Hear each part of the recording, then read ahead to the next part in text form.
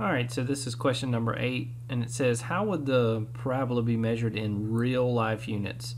So an example of a real life unit would be like feet, meters, inches, depending on what system of measurement you're using. But what are the real life units, and how does this relate to the units on the coordinate plane?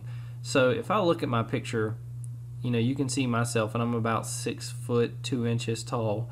And so I can tell that if I'm going to measure this, or kind of even use this as a measuring tool of this parabola, I could probably use inches or feet. I think either one would go well. In fact, let's go ahead and say inches. That way I can use this to measure. So I would say inches. And so if it asks for the units, I would say I'm going to measure in inches. Oops, that's fine. And then it says, how does this relate to the units on the coordinate plane? So if I look at this distance here, just having my knowledge of maybe, this is my parents' house and how big this looks, I would say that 1 unit may be 6 inches. And again, I'm just guesstimating. So 1 unit on the grid would be 6 inches.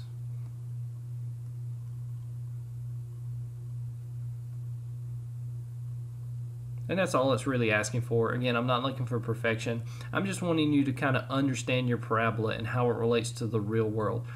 Like, this parabola is not just this, thing in the imaginary world that we use in math. It's something that actually existed, and in regards to the path of the ball as it was in the air. And how does that relate to actually how it's measured? So again, that's really all that's asking. If you have any more questions, you can feel free to ask me in class.